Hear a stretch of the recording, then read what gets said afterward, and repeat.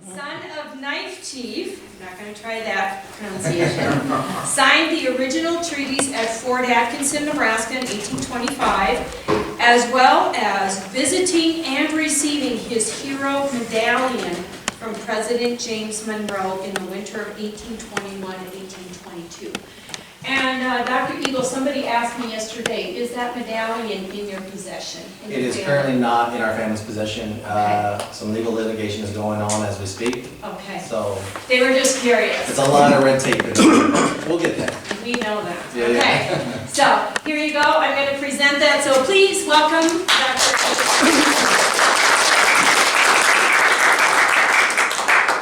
Well, good morning, ladies and gentlemen. In my language, we say kikadoos. So on 3, 1, 2, 3, kikadoos. Beautiful. Beautiful. As you can see here, yes, I will be talking quite a bit about my lineage. The first early man in written history was the Knife Chief. Native Americans went by first names only, sort of like Madonna, I guess, and Seal. Not for the same reasons. It was a title game. And these gentlemen would earn different titles throughout the history, depending on the feats that they overcame. And Knife Chief, let's see, where is he? Right here. His pronunciation is Lechiki de Sadu. And he had a son named Man Chief, who was the hero. And his name is Pita de Sadu. So going through the talk, I'll just use the English translation because we can understand that much easier. My name is Dr. Eagle Thomas Knife Chief. I was born in Fullerton, Orange County, California. Raised in Pawnee, Oklahoma. I had lots of good memories growing up in Pawnee with my brothers and sisters.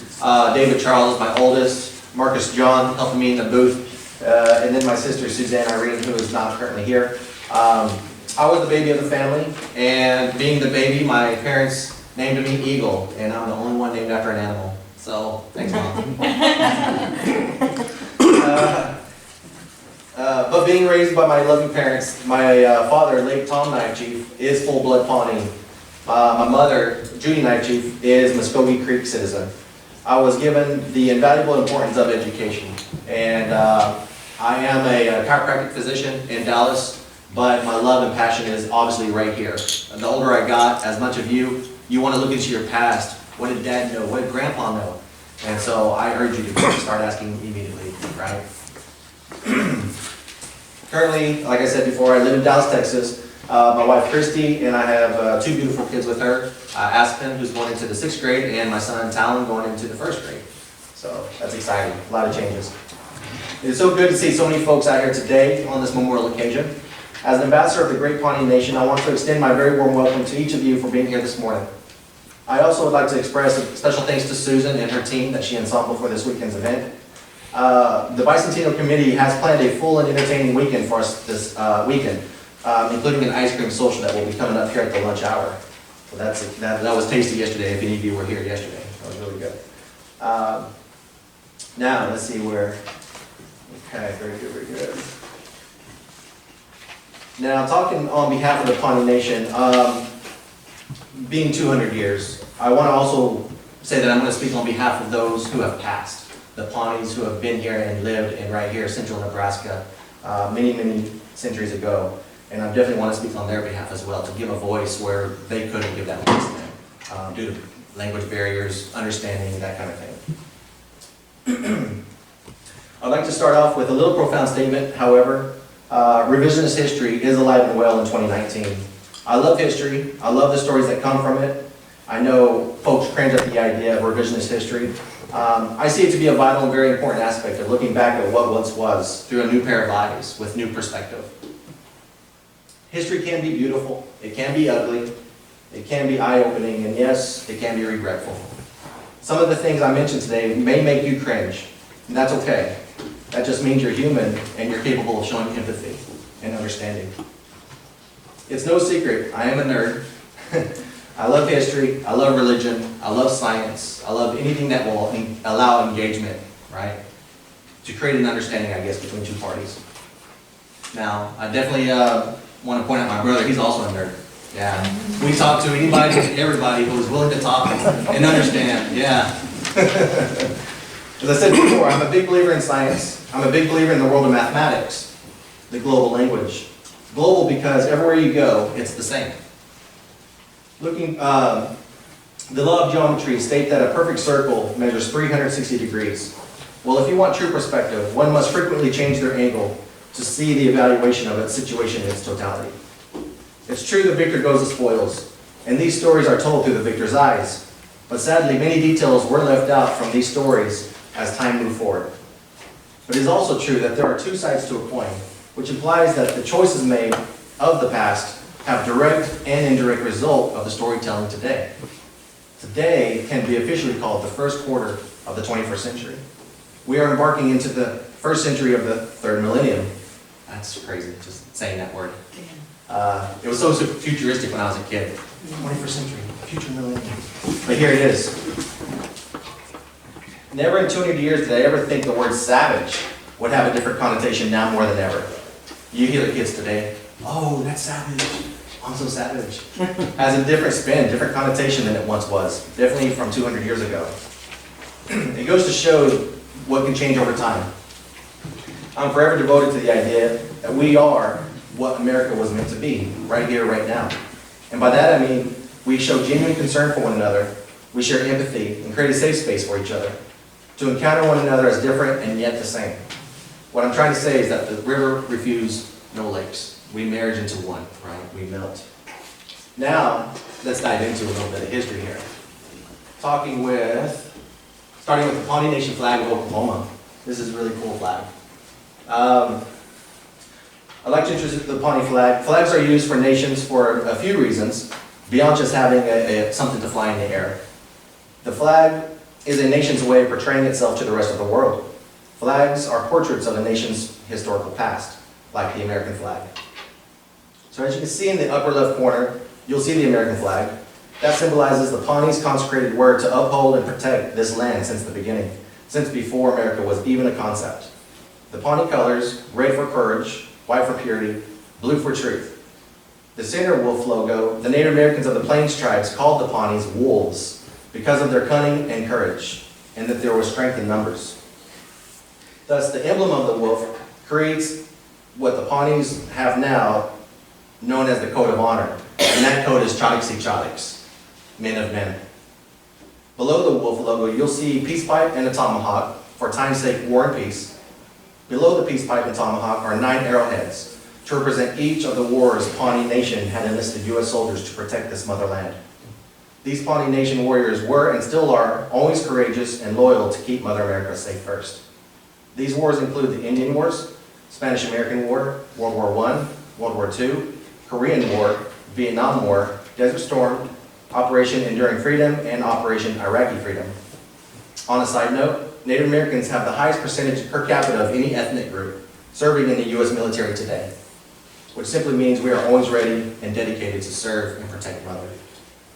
Like the flag of the United States, the flag of the Pawnee Nation should never be desecrated. It should never touch the ground. The Pawnee Nation flag and the wolf emblem was designed by Pawnee artist Brummet T. Agahot, my Yabet, or Grandpa. He was a decorated sergeant, veteran of World War II, and a superb artist, of course. He was born March 3rd, 1922. He died February 13, 2006, at age 84.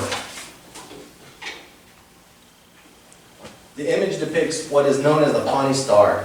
It merges the Christian values with the already understood divine ordination law the Pawnee people lived by long before the missionaries ever arrived.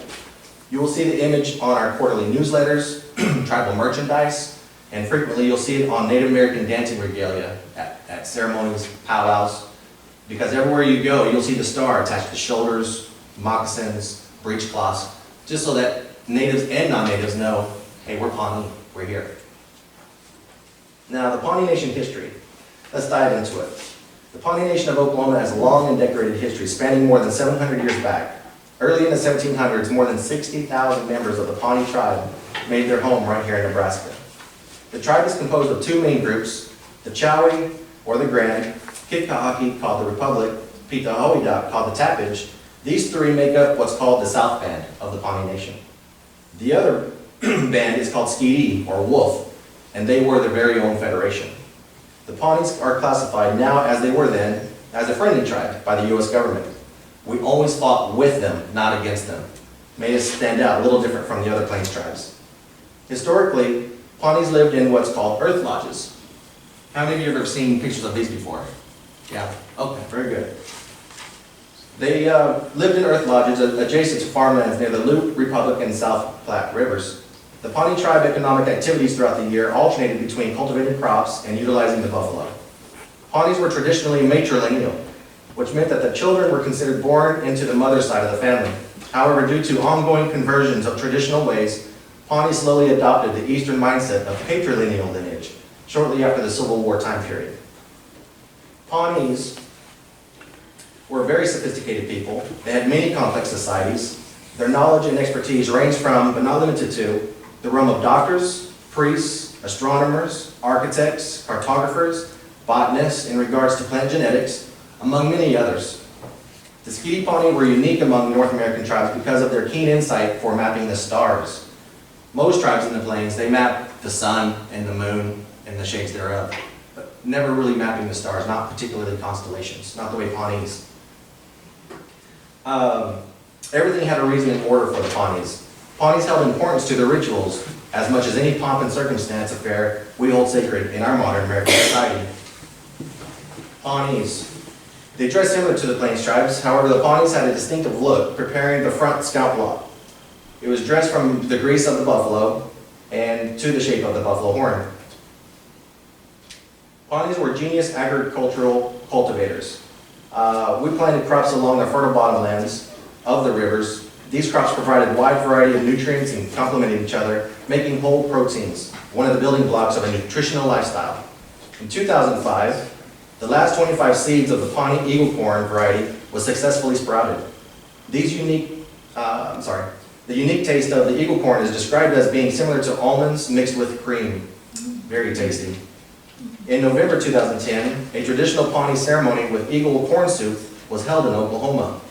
Eagle corn soup had not been available for tribal ceremonies in over 125 years. It's very impressive. That's very special. To be able to regenerate what kind of got lost under the dirt. The Pawnee... Where did you find the soup? That I don't know. I can get you though. The ladies here, they actually started everything there. Debbie Eckelhawk and Ronnie O'Brien in the middle there. Debbie's on the far right in the gray shirt. They teamed up, and Ronnie was just really surprised that there wasn't more representation along the museums here. Like, where are the Pawnee seeds? We know they were cultivators, they were genius crop growers. What happened to that story? And so now they've teamed up. I can't remember the date they started the Pawnee Seed Preservation Project, but believe me, it's alive and well, it's strong. Not only do we have acres of crops in Pawnee, Oklahoma, where our headquarters are, but they're doing things up here as well with other families. So, very special. The Pawnee ancestral lands were persistently encroached upon from the first contact European American military, the missionaries, and settlers, which led to, in the beginning, a promising relationship between the Pawnees and their new neighbors. However, passing time, broken treaties, the Pawnees were forced to cede all territory to the U.S. government in 1875 under the orders of President Ulysses S. Grant. A decade after the Civil War is when all of this occurred. Speaking of the Civil War, the same president who was considered a war hero for the Union Army is the same man who gave permission to strip Pawnees of their lands. These lands hold sacred burials for their siblings, mothers, fathers, grandparents, great-grandparents, loved ones, you see. To the Pawnees, the land was everything they knew and everything they were. The land itself was a place where families gathered for breakfast, lunch, and dinner, much like you and I would do. The land was a place for teasing, recreation, laughter, a place for holidays, Thanksgiving, Christmas. So it's very special indeed. I can't imagine any of us today being told to pack up our precious belongings, travel over 330 miles on foot, marching to an unknown land with an unknown future. That's scary. Can't imagine what the townfolk would be seeing as these waves of Pawnees were marching through the towns. In the end, the Pawnees made travel from Nebraska to Pawnee County, Pawnee, Oklahoma, in 1875, as I stated earlier. Today, the number of enrolled citizens mark over 3,200 people in the population. Oh, I skipped these guys here. Beautiful. So as I was mentioning before, Brahman Eckelhawk, fantastic artist, world-renowned, traveled everywhere, and just beautiful detail to some of the agony that you can kind of portray what may have happened. It's an odd feeling, right? In humanity's time's sake. Why and how? Those are the big questions. As I was saying before, the number of enrolled tribal citizens mark over 3,200 people in population. I'm proud to say my family lineage is a continuance from the earliest days of our tribe's written history of modern times. Therefore, to say I'm living proof, all Native Americans today are living proof that we come from some of the strongest gene pools that survived those challenging days. Today, Pawnees can be found in all areas of the United States, as well as foreign countries, adding to the fabric of their societies. Pawnees take much pride in their ancestral heritage, and for good reason. We are considered a culture within a culture, or what they say, subculture. The fact that we have never lost our culture throughout those treacherous years is what I am most grateful for. Unlike most non-natives in America, we came from no place else. Though the Pawnees had to travel a great distance to make Oklahoma a new home, we never had to make that mighty migration from Europe, which I understand many things can be lost from a distance that great. Native Americans have always been here. Moving on to the next slide here. This is special. The Pawnee Nation Veterans is a committee that hosts Memorial Day dance, they honor the Veterans Day dance, and they honor a Christmas Day dance. My personal favorite celebration is the Pawnee Nation Veterans Homecoming Dance, which is established post-World War II in honor of our returning warriors from the battlefield. The Pawnee Nation Homecoming Dance is a floating date that falls closest to the 4th of July. All of these very special dances occur and honor the America, our veterans, and our relatives who have walked before. Our 4-day homecoming dance is special in that we hold an annual 5K run called the Hawk Chief, coordinated by my sister, Suzanne. Hawk Chief was a Pawnee scout for the U.S. Army in the late 1870s and is noted to having recorded the fastest 1-mile run under 4 minutes, 75 years before the Australians set the record. And I believe that was in 1954, towards the bottom there. It's amazing. And the thing that baffles me about that slide there and the story told is simply 75 years pass. The story goes, Luther North was a battalion leader for the Pawnees when they enlisted in the 1860s. He ran it so fast, they said, wait a minute, that can't happen. Let's do it again and let's do it for real. Let's measure it out with still tape. Military style. Did it again. Ran it under the 4-minute mark at 3:58. Still wasn't honored. It still isn't honored, but that's all kind of washed in between. But it's just remarkable that some of these stories are out there, but we don't, we'll never hear of it, right? Pretty interesting. Let's see here. Storytelling time. The Simpsons. I love The Simpsons. Now, ladies and gentlemen, I'm going to do my best to tell a linear story moving forward, starting from our earliest time written to the current one we live in today. So let's get started. I'm going to take us back to a time when the Pawnee occupied the beautiful prairie lands of central Nebraska. Today I want to talk about why we're here, the Bicentennial, living history, recognition, and due to the Treaty of 1825. The treaty took place September 30, 1825, of course right here in Fort Atkinson, Council Bluffs on the Missouri River. It is the first time the U.S. government collectively recognized the 4 bands as one unit, the Pawnee. Perhaps this is due to out of convenience. It's much easier for the Pawnee to travel a short distance compared to the Treaty of 1818, which took place in St. Louis. There was a total of 25 Pawnee signatures, of which Knife Chief and Man Chief made their marked signatures. There were a total of 14 U.S. representatives there at the treaty for witnesses. The 2 major parties for this 1825 treaty was Brigadier General of the U.S. Army Henry Atkinson and Major Benjamin O'Fallon. There were 6 total treaties the Pawnee had with the U.S. government, spanning from 1818 to 1892. All of these treaties had common elements that reflected the Treaty of 1818, the common theme being having land taken away and punishing any Pawnees that did not cooperate with the government's agenda.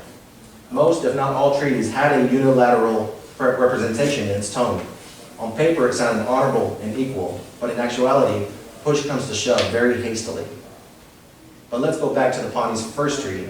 This treaty occurred in the summer of 1818 in St. Louis. The Treaty of 1818 was different in the fact that the U.S. government had separate treaties spanning of the 4 different bands. The first one happening on June 18 for what's called the Chowie.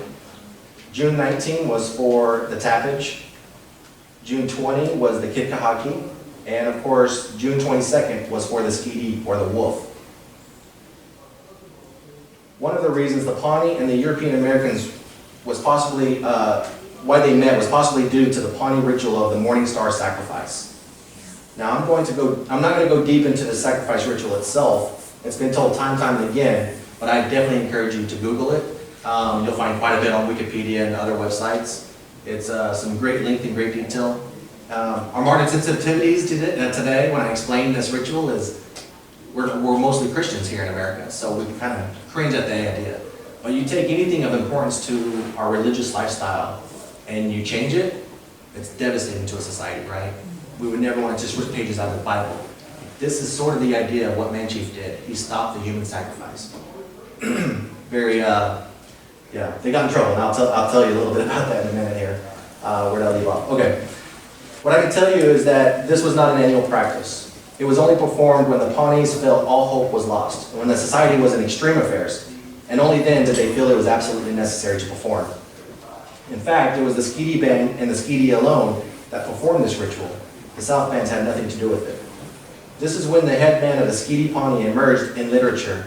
His name is Bicentennial Sari, or Knife Chief in English. Knife Chief was the father of the famous Pawnee hero Pita Sari, or Man Chief in English. Knife Chief was a virtuous man who possessed a moral compass. His character and his ethics preceded him, mirroring that of a seasoned diplomat. Knife Chief was a tall, large, full-stature man with a prepossessing countenance. In other words, an attractive appearance with demeanor. When he walked into a crowd, everyone parted ways, as if they were paying respects to an heir of an ancient king. He had distinctive gray sides along his hair just above the ear line. Interesting enough, he had the same characteristics as my father.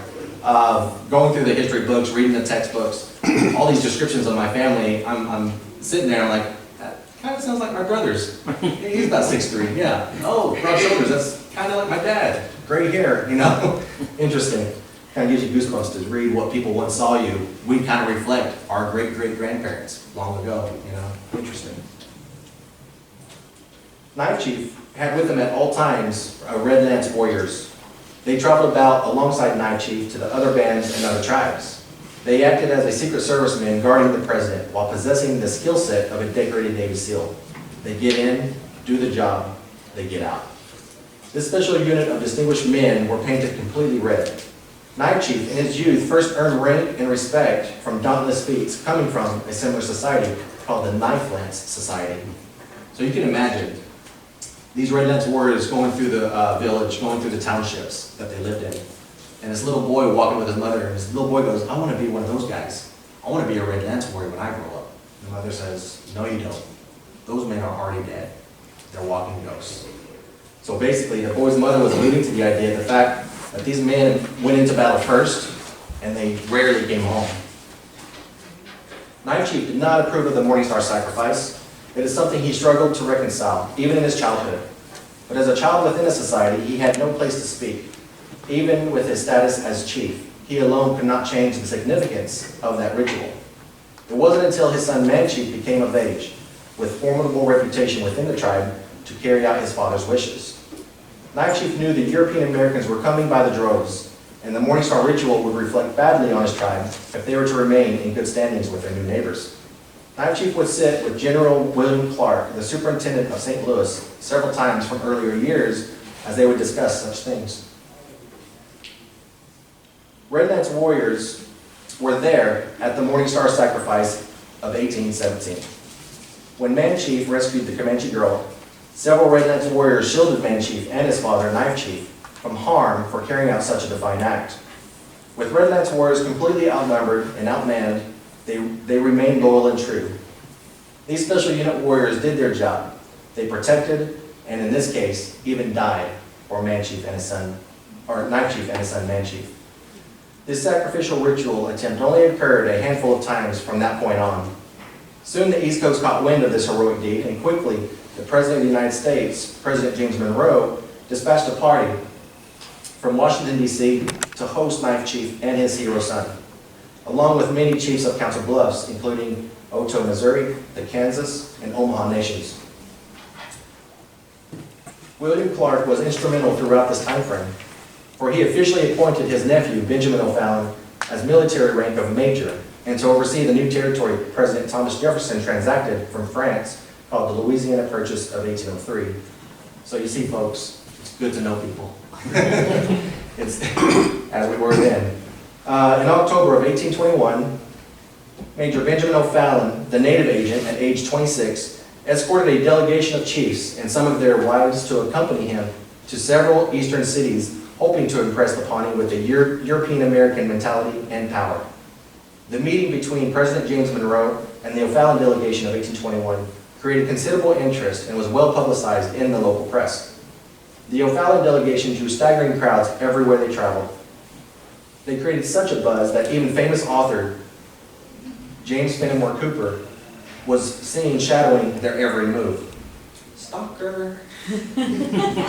Cooper recalls his impression of Manchi. So, how many knows James Fenimore Cooper? He was a romantic novelist. He wrote Last of the Mohicans, a big hit in the 90s. It all came from this guy. He loved the idea, right? Cooper recalls the impression of Manchi of saying that he had a courteous demeanor and carried a steady and quiet air of dignity. A bold glance of his dark, keen eye reflected power, he said.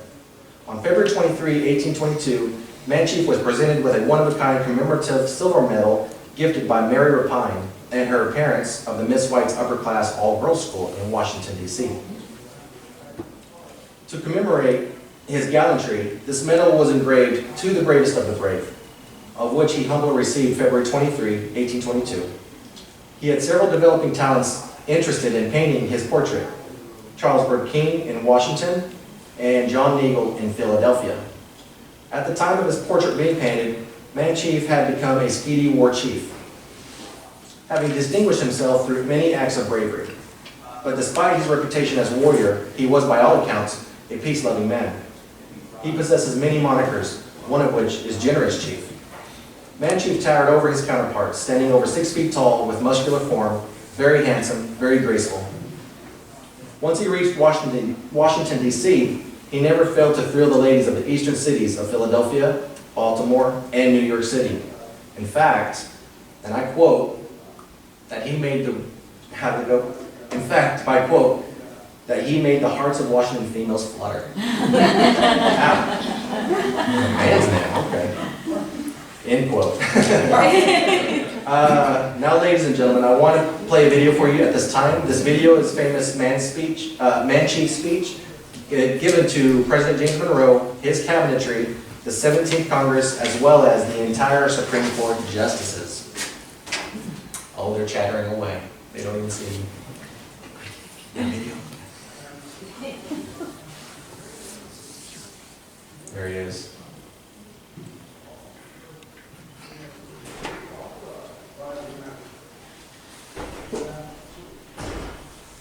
Is it going? Right now, it's not. We're rewriting it right now. Okay. Let me continue on, and then maybe if we get time at the end, let's see what time it is. 11:05. Okay. Continue on, and maybe at the end, if we got 8 minutes to spare, we'll squeeze that in. Sure. You can even do Q&A or whatever you like. Okay. Sure. All right. We'll get to it. It's the speech, but if you want, I've got it actually on YouTube. You just type in Manchi speech to president, and it pulls up, and it's great. It's a lot of neat information in there. Let's move on. Let's see where we are. Okay. Yeah, I think that's where we are. The O'Fallon delegation of winter 1821-1822 comprised of 17 people, prominently the Pawnee. The Pawnee notables were Knife Chief, along with the Residence Warriors, Man Chief, Wicked Chief here in the middle, and the guy on the far right, we don't know what the translation is to English, but my best pronunciation is Pescalashako. There were 3 interpreters, 1 cook, and some of the chief's wives. The most adorned was the Oto Missouri named Eagle Delight. She was the wife of Prairie Wolf. The other Oto Missouri was Big Kansas. Big Kansas was a very good friend of Angry Chief, the guy in the middle. Different tribes, and they were very good friends. They constantly traveled many hundreds of miles to see each other. Hey man, what's up? What's going on today? So they were very good friends. Kind of interesting. You know, most people think this is our territory, they're enemies. I gotta protect mine. It really wasn't like that at all, not in those days. Hi guys. We're actually right now, we're rewinding it right now. We good to go? Yes. All excited for you. So, Good.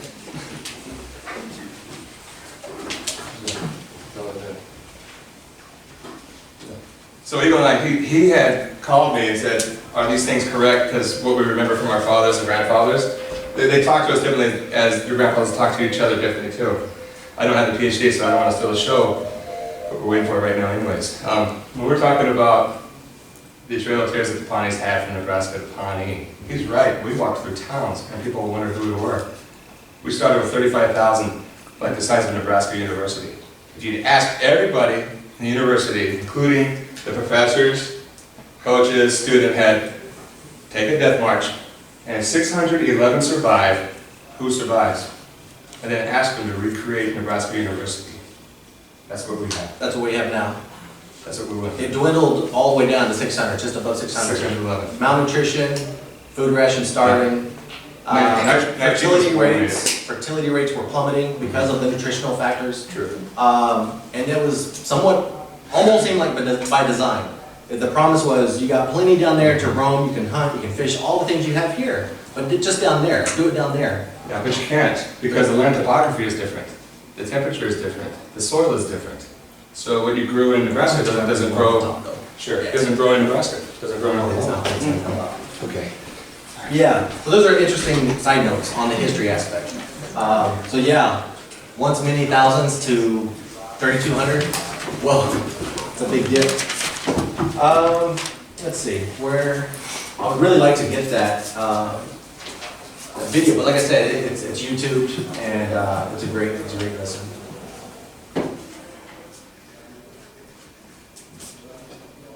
Uh-oh, he's talking. My brother, he's a talker. He gets sidetracked, he's gonna be talking until he gets redirected. And I don't think he can decide.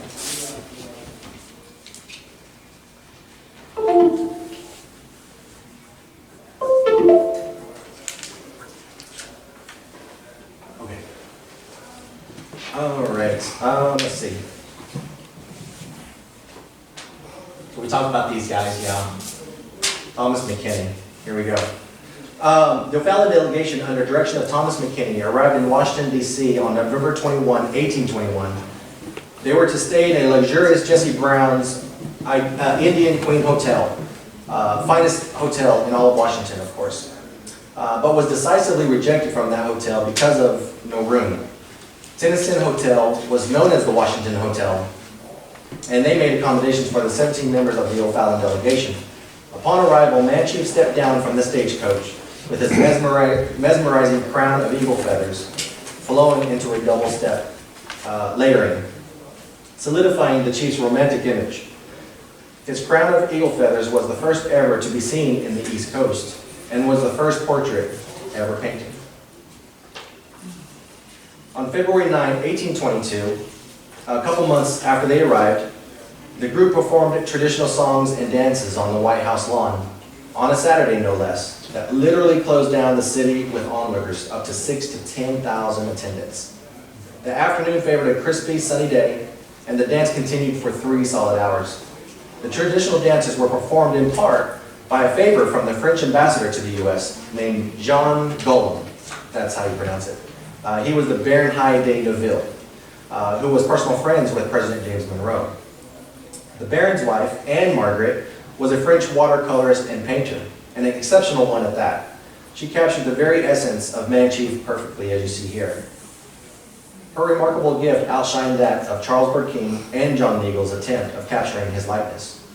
In 1817, the story circulated around the United States, appearing in newspapers that provided a romantic version of the rescue. Manchief's story first appeared in the Washington Daily National Intelligencer on November 22, 1821.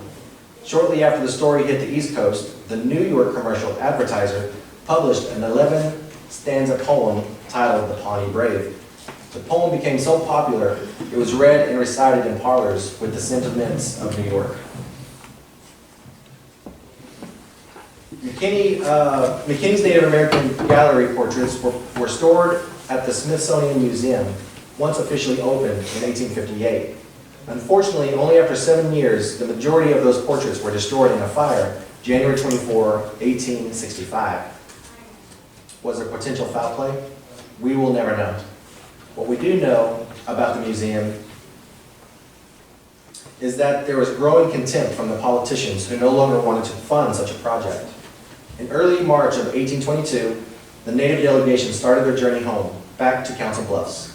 McKinney ordered a stagecoach which was loaded with boxes, bursting with souvenirs such as the red and blue military uniforms, the silver epaulets that was worn on February 4 while meeting with the president.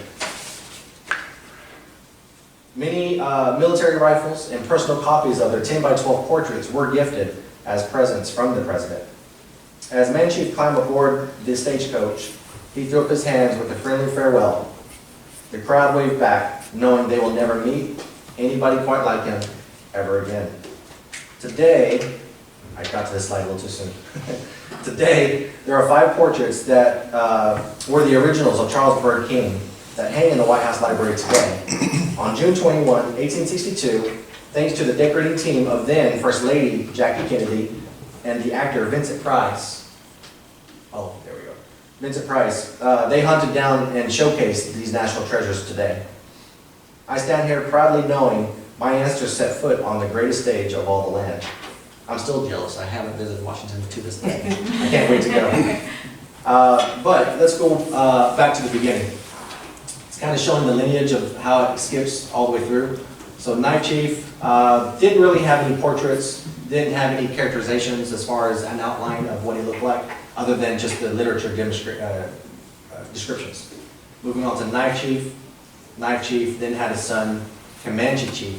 What's interesting about Comanche Chief, like I said, we all had first titles, and because of a deed or an act. And Comanche Chief was named because he created peace with the Comanches themselves. Knife Chief and Man Chief saved a Comanche girl. So there's a lot of noise between those two tribes for a while.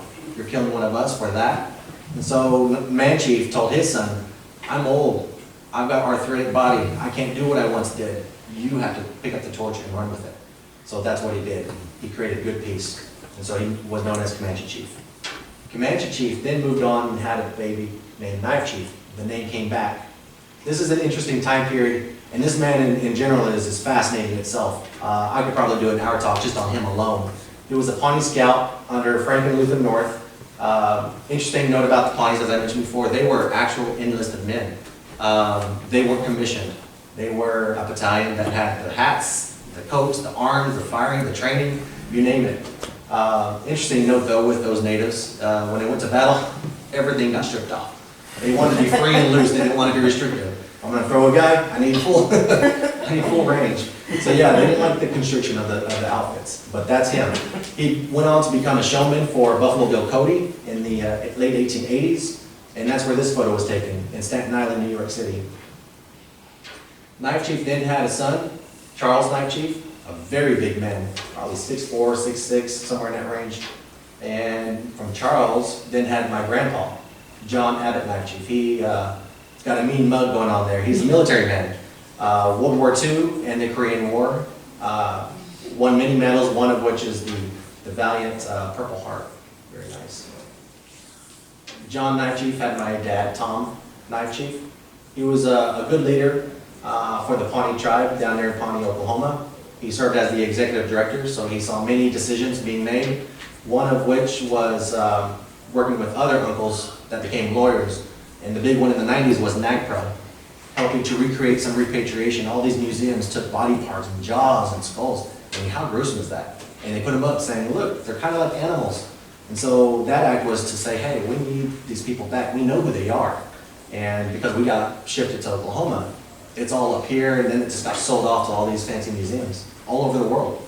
And so he was instrumental in trying to get that idea going. Then, of course, there I am with my two beautiful kiddos, Aspen and my son, Talon. This was taken just a month ago. Like I said, 4th of July is my favorite homecoming celebration with our tribe. It's very open. As you see, you got vendors in the back, foods, trinkets, necklaces, whatever you want. It's really fun. good music, good sound, and we call it homecoming because people like me move off to Dallas. My brother and his family live up in Minnesota, but we all come together. You know, we get to catch up with old cousins and high school teammates, and man, remember we tackled that guy? Oh man, you know, those are fun times. And then there we are, on nation flag. What's interesting, and I didn't mention this yesterday, and I meant to, and it's just my own personal intake, is Man Chief was born in Fullerton, Nebraska, right here, and I was born in Fullerton, California. So it's kind of eerie. I just noticed that. I meant to mention it yesterday, but I've mentioned it today. I'm really, really sorry, folks, that I couldn't get that video to you. But again, if you want to know specifically what that website is, Pawnee Speech. But I would like to finish today in a closing. I was raised in a Christian household with the Heavenly Father being the focal point in my family. We asked our Heavenly Father for forgiveness for our sins. Forgiveness is a powerful thing. It gives us a chance to start anew. However, there's never been a moment in my life where I would ever consider trading places with my ancestors' footsteps. The agony and the wretchedness that Native people suffered during the time is one that literally altered the history. It is a heartache that can be felt over 500 years later. It is a heavy feeling in your heart when you lose a loved one. It is a baby being taken away from its mother. After considering what I know now, I had to ask myself, if I walked through their anguish, would I be able to forgive my tormentors? This is a question that can shape one's perspective about life. How can you forgive a people who took everything you had, your humanity? They belittled you, they beat you, and humiliated you. But someone did exactly that. Ava Moses Kaur, she was born January 31, 1934, and died 4th of July, just a month ago, of 2019. She was an Auschwitz Holocaust survivor. She forgave Oscar Groening, a bookkeeper accused of being an accessory to over 300,000 murders during the Holocaust. Miss Ava Kaur if she can forgive such a cruel and vile human being, what is stopping me from doing the same? I had to ask. Forgiveness is a powerful thing. It gives us a chance to start anew. Keep speaking about everything, all the time, everywhere, in specific the history. You may be mocked by those not ready to engage, and they will try to discourage. But those who are ready to accept the challenge will be invitational, and more will flock to that conversation. Those individuals who are most mocked in life, I feel, they had the most out-of-box thinking, which became the greatest eye-openers in our modern existence. Keep the conversation alive and well for the future generations. Each and every one of us have something plenty to be upset about life at some point in our lives. But taking a moment to reflect on what to be grateful for is what tips that scale. Most people say time heals all wounds. I believe constructive time heals all wounds. This reminds me of that old saying we all knew if we played sports, practice makes perfect. If you play crummy, you're going to practice crummy, right? So perfect practice makes perfect. However, what they don't tell us is that time waits for no one. Therefore, it is better to spend constructive time healing those wounds, hence constructive time heals all wounds. And that is all I have for you today. Thank you.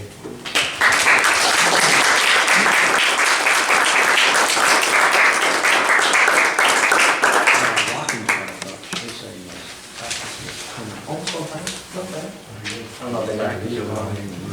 We got another 8 minutes before the next presenter. We might have a video going. I'm not sure. I guess any questions? Anybody have anything in particular they've heard about Pawnees or history? Yes, sir. How is leadership for your people now determined, and how was it determined back when you were here in Nebraska? Very good question. Very good question. Yeah, the leadership today is more of a model of our modern American government. You know, voting, democratic, and of a democracy format. Back then, it was pure hereditary. The bloodline alone gave that kid the first right. But remember, they had many wives, and so there was a lot of kids. And out of all those kids, of course, the firstborn male would probably have the first chance to showcase that. But if he didn't measure up, they moved on to the next male that did. So it could have been, you know, several other kids that was under. It wasn't always the oldest, not like maybe Great Britain, you know. If the oldest stays, then he's obviously in power kind of thing, you know. But yeah, very different than, yeah, very good question.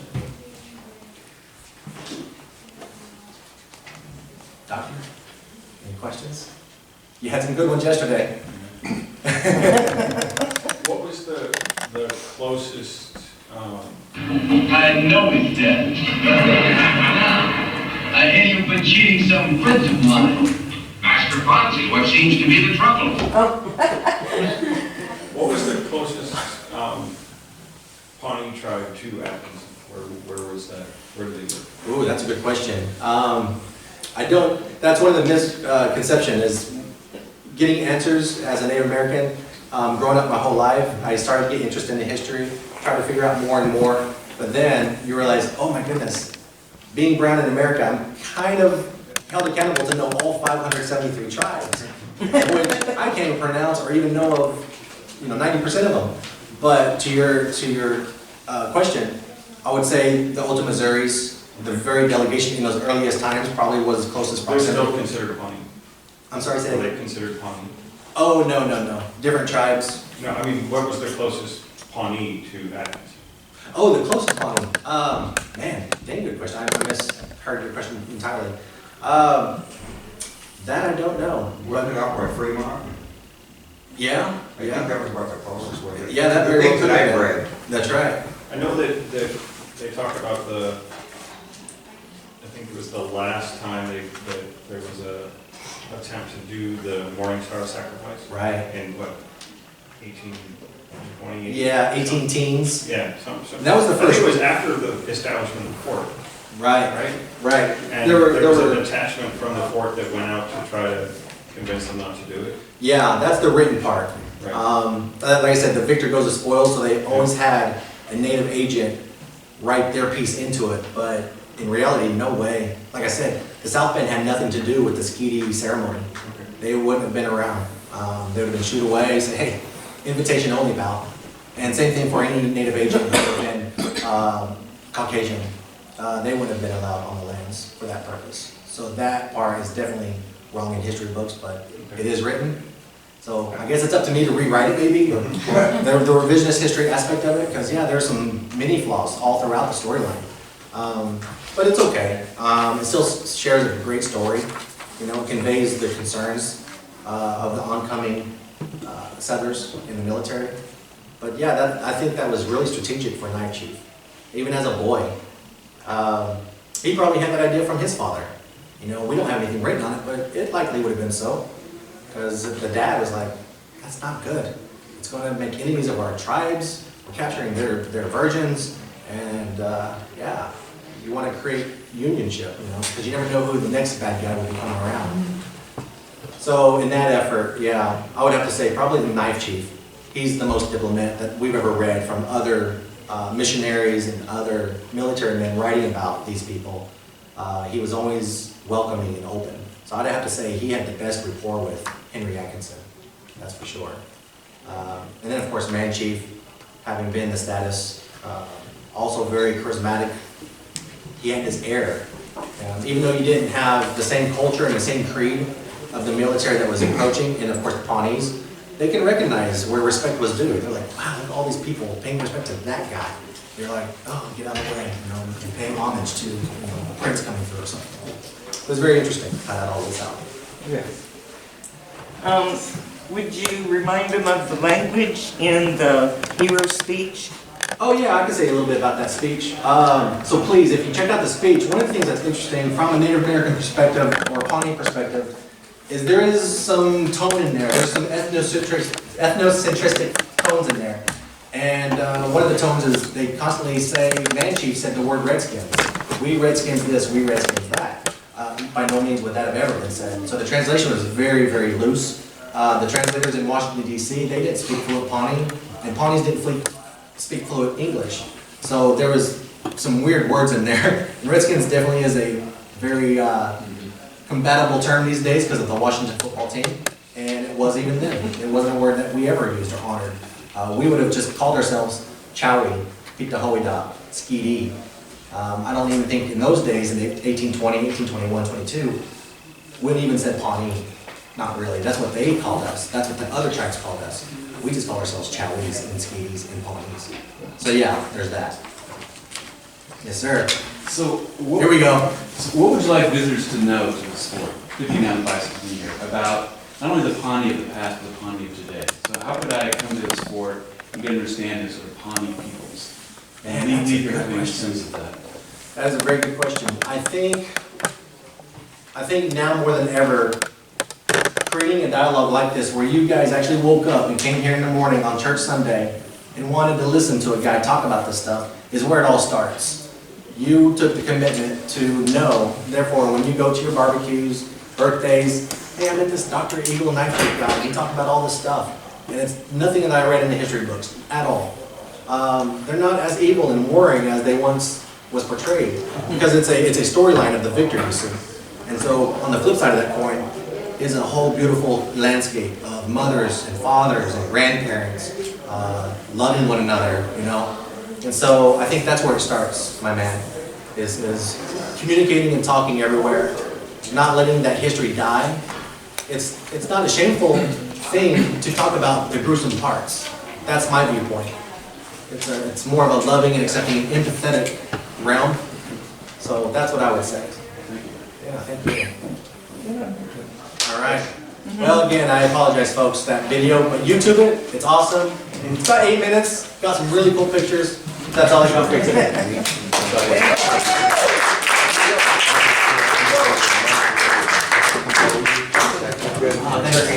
Well said it all. Very good. Well said it all. Thank you. Said everything. Yeah. Why did he change